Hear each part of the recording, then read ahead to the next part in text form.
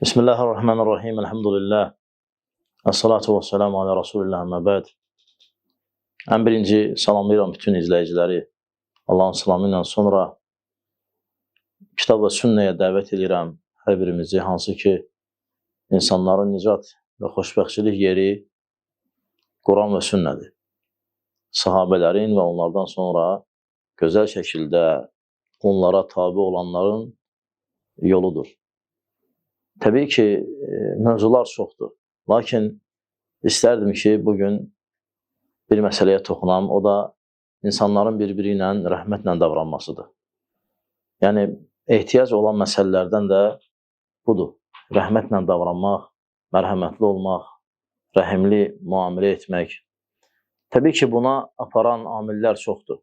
İnsan o amillərə və o səbəblərə riayət eləsə və baxsa, bir-birlərinə qarşı rəhimli davranarlar. Və elm əhli bir neçə səbəblər zikr edir və onlardan biri də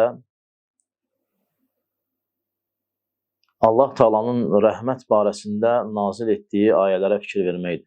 İnsanın qəlbində rəhmətin oyanması üçün olan səbəblərdən rəhmət ayələrini fikirləşmək. Məsələn, Allah Taala Quran-ı Kərimdə buyurur ki, rəhmətim hər şeyi əhatə edib. Və həmçinin Allah Taala buyurur ki, sən Rəbbinin rəhmətinin əsərlərinə bax, gör o ölmüş yeri necə dirildir. Və həmçinin Peyğəmbər sallallahu aleyhi və səlləmin,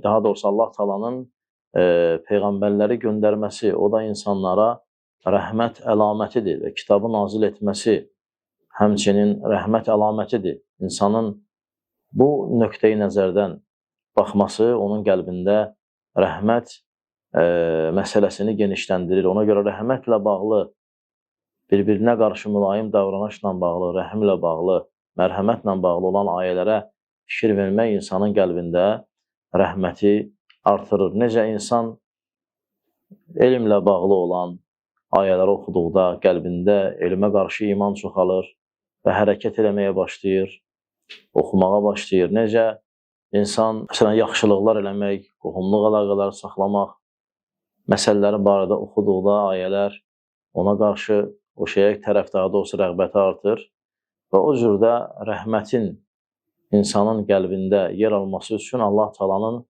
rəhmətlə bağlı nazil etdiyi ayələrə fikir verməkdir və həmçinin ona hazırladığı mükafatı, əcri düşünməkdir. İkinci səbəb Peyğəmbər sallallahu aleyhi və səlləmin sirasına baxmaqdır. Peyğəmbər sallallahu aleyhi və səlləmin necə rəhimli birisi olmasına baxmaqdır və buna olduqca çox misallar var. Onlardan məsələn Peyğəmbər sallallahu aleyhi və səlləmin uşaqların yanından keçəndə onlara salam verməsidir. Bu onun rəhmətindən irəli gəlirdi. Və həmçinin biz sünnəyə fikir versək, görərik ki, Peyğəmbər sallallahu aleyhi və səlləm bir qadın barədə xəbər verir və o qadın heyvanlara qarşı rəhm etmirdi. Saxladığı pişiyi nə buraxmırdı ki, geçsin, özü yesin, nə də ki, özü yedizdirmirdi. Yəni, rəhmətdən uzaq idi. Rəhmətdən uzaq idi və o səbəblə də Peyğəmbər sallallahu aleyhi ve sellem xəbər verib ki, Allah o qadını cəhənnəmə, oda salacaq. Və sünnəyə fikir versək, Peyğəmbər sallallahu aleyhi ve sellem evdə bəzi işləri özü görərdi. Özü, məsələn, çarığını yamyardı, corabını tikərdi, paltarını düzəldərdi. Bu da onun rəhmətindən irəli gəlir. Həmçinin rəhməti cəlb eləyən məsələlərdən dua eləmək. Allah Taala sənin qəlbinə rəhmət salsın, qəlbində rəhmət qoysun və rəhimli və mərhəmətli kəslərdən olasan. Çünki rəhim, mərhəmət olmayan qəlb, onda xeyri yoxdur. Ona görə Peyğəmbər sallallahu aleyhi və səlləm bir uşağı qucaqlayır və öpür və kişilərdən biri, məclisdə hazır olanlardan biri deyir ki, ey Allahın Rasulü, siz uşaqlara öpürsünüz, amma mən isə öpə bilmirəm.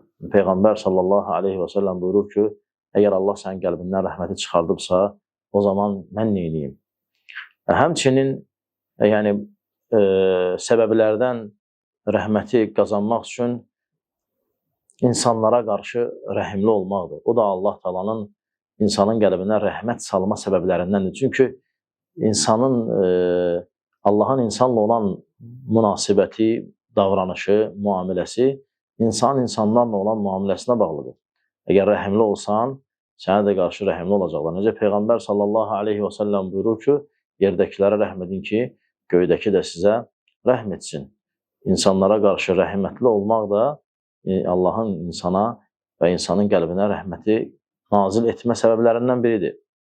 Və sonra isə 5-ci olaraq qeyd eləmək olar ki, insanlara bu rəhməti Allah Taala'dan qazanmaq üçün sahabələrin və onların arxasınca gələn salih sələfilərin həyatına baxmaq, hansı ki, rəhmət onların həyatında öz əksini tapmışdır. Məsələn, onlardan misal olaraq göstərmək olar ki, bəzi sələflər, məsələn, valideynləri xəstə olanda, onlar yataqda yatanda, gəlib onların başlarının üzərində dayanardılar gecə və gündüz və valideynləri su istəyəndə gedərdilər, su gətirərdilər.